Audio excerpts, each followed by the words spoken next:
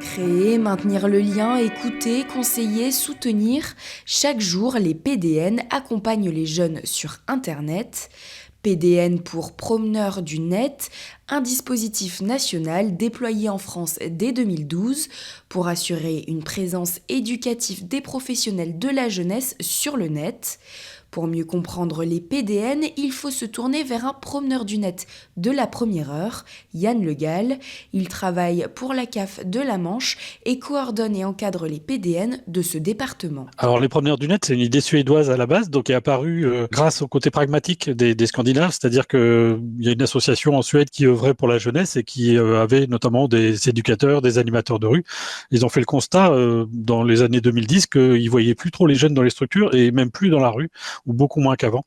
Donc, ils ont cherché à savoir où étaient les jeunes, et donc très simplement. Et les jeunes leur ont dit qu'ils passaient beaucoup de temps sur les réseaux sociaux. À l'époque, c'était quasiment uniquement Facebook. Et donc, ils se sont dit, puisque les jeunes sont sur cette rue numérique, nous aussi, on va l'investir. Et donc, ils ont tenté ça et ça a plutôt bien fonctionné. En 2011, la CAF de la Manche, avec d'autres, le département, puis un certain nombre de partenaires, est parti en visite d'études en Suède, a découvert cette initiative et a décidé de l'adapter dans le département de la Manche. Donc, la CAF de la Manche a lancé un appel à initiative à ce sujet-là. Elle pensait avoir une dizaine de réponses, et il y en a eu 40. Donc dès le départ, ça a très vite pris dans la Manche. Et donc en 2012, ça a démarré pour une expérimentation de 3 ans jusqu'en 2015, où on a constaté que ça valait la peine, que c'était intéressant.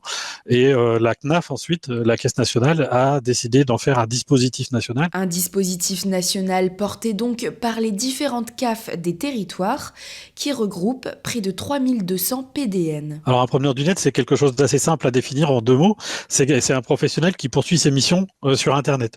Dans le détail, ça devient beaucoup plus compliqué puisqu'évidemment, il y a plein de métiers différents qui sont reliés à la jeunesse ou à la parentalité. Et c'est là qu'il y a un besoin d'accompagnement puisqu'en fait, il faut adapter ce qu'on appelle la présence éducative sur Internet, faire en sorte qu'elle soit bien intégrée dans la façon de travailler des professionnels. Donc, c'est pas un bénévole, c'est un professionnel qui continue ses missions sur Internet et qui se rend disponible pour son public pour pouvoir répondre à ses attentes, mais aussi pour communiquer sur les activités de la structure, faire un peu de prévention, aider à monter un projet, une junior association, enfin bref, tout ce qu'on peut imaginer, puisqu'on a des acteurs jeunesse très différents les uns des autres. On en trouve en mission locale, en information jeunesse, dans les FJT, les centres sociaux, les structures jeunesse habituelles, accueil collectif de mineurs, espace ado, etc. Donc voilà. Un PDN continue donc son travail sur les écrans et ses échanges avec les jeunes varient selon ses missions. On peut prendre l'exemple de Mathieu Aguès avec qui on a échangé par audio. Bonjour, je m'appelle Mathieu Aguès, je suis le coordinateur départemental du réseau des promeneurs du net des Deux-Sèvres pour l'Agora Maison des Adolescents. Mathieu Aguès n'est pas que coordinateur du dispositif dans son département, il est également lui-même PDN. Les jeunes rentrent en relation avec moi sur Messenger et sur Instagram essentiellement. Alors il y a plusieurs motivations parce que nous on a 2 grandes compétences on va dire sur la structure. On est à la fois centre de santé sexuelle et puis on a aussi un volet écoute. Donc je peux avoir des questions moi un peu sur les 2 sujets, des questions d'urgence. Voilà, je pense à un jeune notamment qui avait eu un rapport sexuel avec sa compagne, qui avait la surprise de vérifier que le préservatif avait craqué. Donc voilà, c'est des messages un peu d'urgence auxquels je réponds évidemment pas le dimanche, mais qui permettent de rassurer, d'orienter et d'accueillir les demandes.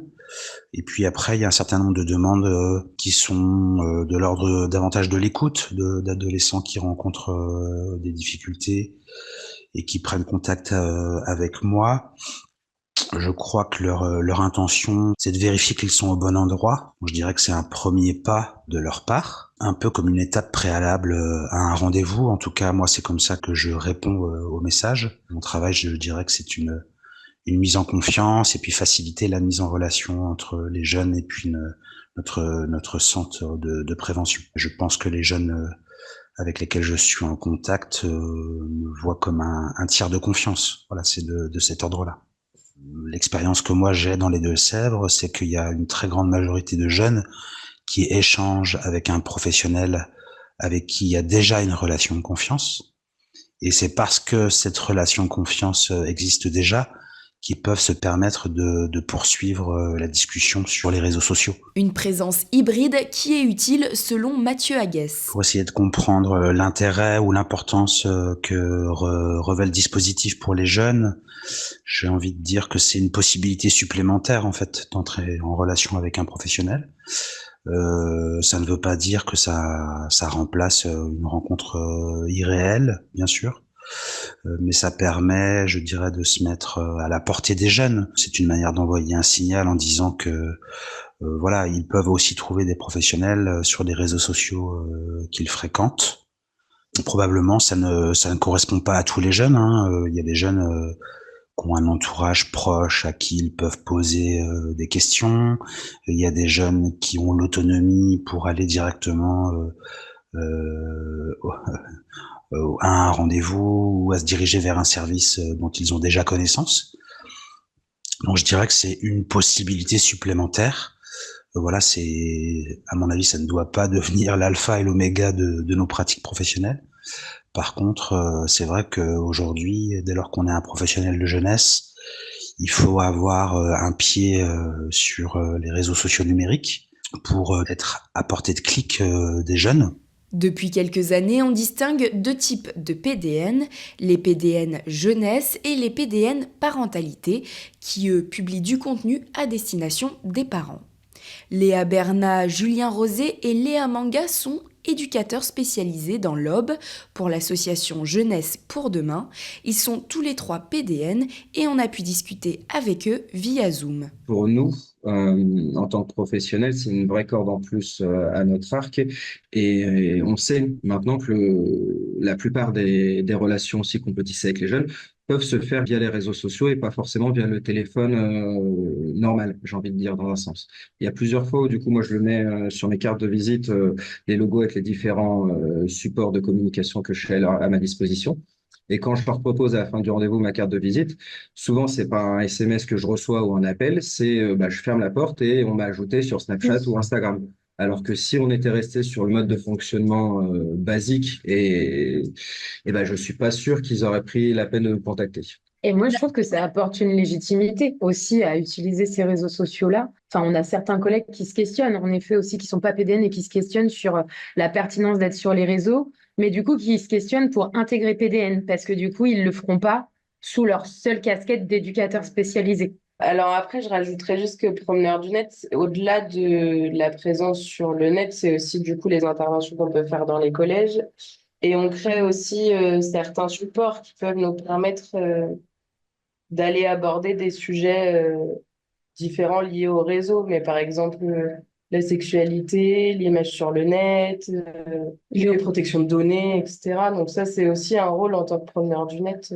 Ça ne se passe pas que sur les réseaux finalement. Les PDN font aussi de la sensibilisation en ligne et en présentiel sur les thématiques du numérique grâce à des formations et des ressources qu'ils ont à leur disposition. C'est les formations qui sont en plus-value parce que pour le coup, on a aussi une coordinatrice qui nous trouve aussi des intervenants top, qui écoute aussi nos demandes sur aussi des besoins un peu spécifiques ou sur des thématiques type on voudrait parler de tel réseau ou rencontrer telle problématique l'année dernière, notamment sur la prostitution, quelque chose qui questionnait quand même pas mal de professionnels. Ou il y a une formation autour de ça pour les promeneurs du net. Donc c'est vraiment un vrai plus. C'est des formations qu'on ne paye pas et qu'on n'aurait pas forcément la chance de faire au quotidien comme ça. Un dispositif approuvé par beaucoup de professionnels, mais quel regard portent les experts sur les PDN ? Bonjour, alors voilà, je m'appelle Jocelyn Lachance, je suis chargé de recherche à l'Institut de travail social Pierre Bourdieu et je suis docteur en sociologie et en sciences de l'éducation et je suis spécialisé dans le devenir adulte et en particulier sur les pratiques numériques des jeunes. Donc, bien sûr, je connais le dispositif des PDN et puis je rencontre régulièrement dans mes interventions des proveneurs du net. Et ce qui est intéressant dans ce dispositif, déjà, c'est qu'il y a la reconnaissance que l'adolescence, c'est aussi faire des expérimentations en ligne. Et que donc il y a une partie de la vie adolescente qui s'y passe. Je pense que ce qui est important, mais je pense que de plus en plus de promeneurs du net le font, c'est finir par voir le numérique comme un moyen d'aborder des questions beaucoup plus fondamentales. C'est-à-dire qu'on peut intervenir et discuter de est-ce qu'on est trop connecté, est-ce que ça nous empêche de dormir, etc., ou à quel point j'ai besoin d'aller sur les réseaux sociaux ou pas, mais au fond, les vraies questions qui sont dans l'arrière-plan, c'est des questions liées à la formation de l'identité. C'est des questions liées à qu'est-ce que l'adolescent y trouve. C'est des questions liées aux modalités de reconnaissance qui s'y expriment, le besoin d'être reconnu, valorisé, validé, etc. C'est les questions qu'on se pose. C'est les questions autour de la sexualité, par exemple. Et donc, ce qui est intéressant, c'est de voir que de plus en plus de proveneurs du net ont compris, évidemment, que le numérique n'était qu'un moyen pour retourner vers les jeunes et poser des vraies questions sur des enjeux fondamentaux de l'adolescence. Le numérique comme moyen de rentrer en contact ou de prolonger le contact avec les jeunes et aborder des questions fondamentales, c'est tout l'enjeu du dispositif Promeneurs du Net. Un podcast réalisé par le CIJ Val d'Oise et la coordination des PDN 95.